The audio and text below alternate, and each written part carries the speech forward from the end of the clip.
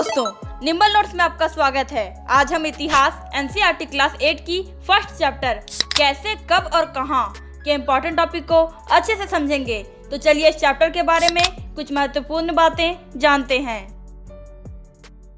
इस अध्याय में हम जानेंगे कि इतिहास में तारीखें कितनी महत्वपूर्ण होती है। फिर हम देखेंगे कि इतिहास के कालखंडों की अवधियां कैसे तय करते हैं। साथ ही साथ हम यह भी अध्ययन करेंगे कि औपनिवेशिकवाद क्या होता है।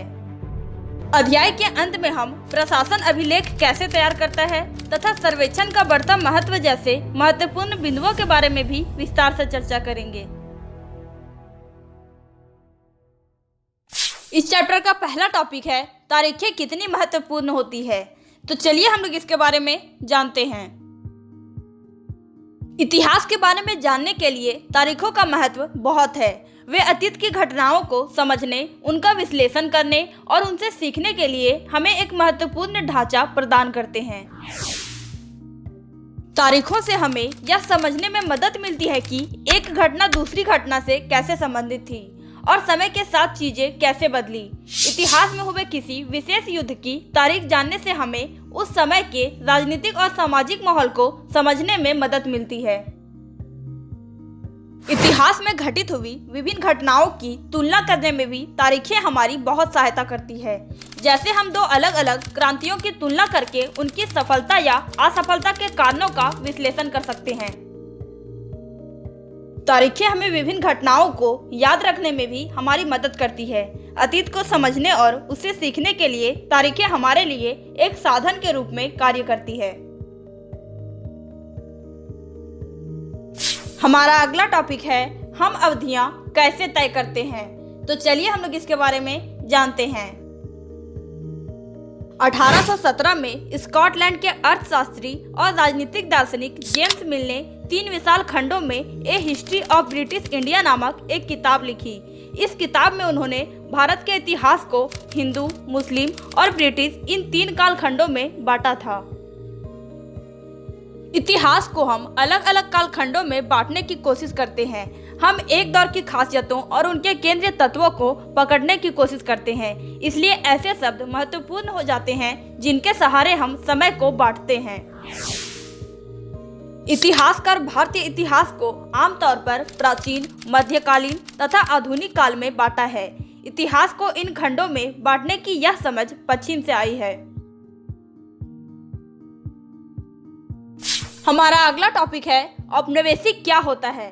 तो चलिए हम लोग इसके बारे में जानते हैं।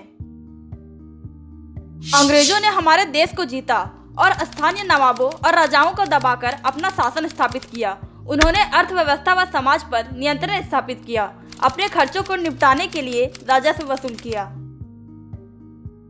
अंग्रेजों ने अपनी जरूरत की चीजों को सस्ती कीमत पर खरीदा। निर्यात के लिए महत्वपूर्ण फसलों की खेती कराई।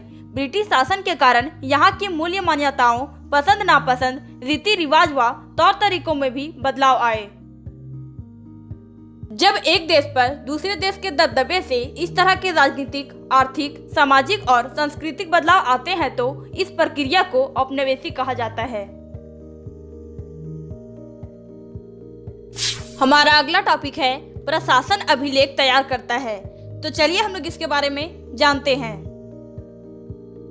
अंग्रेजी शासन द्वारा तैयार किए गए सरकारी रिकॉर्ड इतिहासकारों का एक महत्वपूर्ण साधन होते हैं।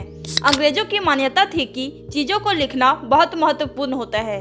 उनके लिए हर निर्देश, हर योजना, नीतिगत फैसले, सहमति जांच को साफ साफ लिखना जरूरी था।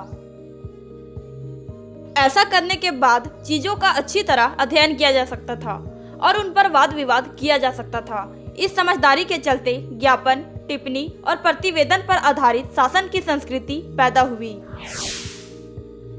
अंग्रेजों को यह भी लगता था कि तमाम अहम दस्तावेजों और पत्रों को संभालकर रखना जरूरी है। लिहाजा उन्होंने सभी शासकीय संस्थानों में अभिलेख कक्ष भी बनवा दिए। तहसील के दफ्तर, कलेक्टर, कमिश्नर के दफ्तर, प्रांतीय सचिवालय, कचहरी सबके अपने रिकॉर्ड रूम होते थे। महत्वपूर्ण दस्तावेजों को बचाकर रखने के लिए अभिलेखागार और संग्रहालय जैसे संस्थान भी बनाए गए। हमारा अगला टॉपिक है सर्वेक्षण का बढ़ता महत्व। तो चलिए हम लोग इसके बारे में जानते हैं। औपनिवेशिक शासन के दौरान सर्वेक्षण का चलन महत्वपूर्ण हो गया था। अंग्रेजों को विश्वास था कि किसी देश पर अच्छी तरह शासन चलाने के लिए उसको सही ढंग से जानना जरूरी होता है। 19वीं सदी की शुरुआत तक पूरे देश का नक्शा तैयार करने के लिए बड़े बड़े सर्वेक्षण किए जाने लगे। गांवों में राजस्व सर्वेक्षण किए गए। इन सर्वेक्षणों में धरती की सतह, मिट्टी की गुणवत्ता, वहां मिलने वाले पेड़ पौधों और जीव जंतुओं तथा स्थानीय इतिहासों व फसलों का पता लगाया जाता था। 19वीं सदी के आखिर से हर 10 साल में जनगणना भी की जाने लगी। जनगणना के जरिए भारत के सभी प्रांतों में रहने वाले लोगों की संख्या, उनकी जाति, इलाके और व्यवसाय के बारे में जानकारियां इकट्ठा की जाती थी। ओके दोस्तों, इस चैप्टर के इम्पोर्टेंट टॉपिक को आप एक बार फिर से देख लें ताकि आपको पता चले कि आपने इस चैप्टर में कौन कौन से टॉपिक को समझा है।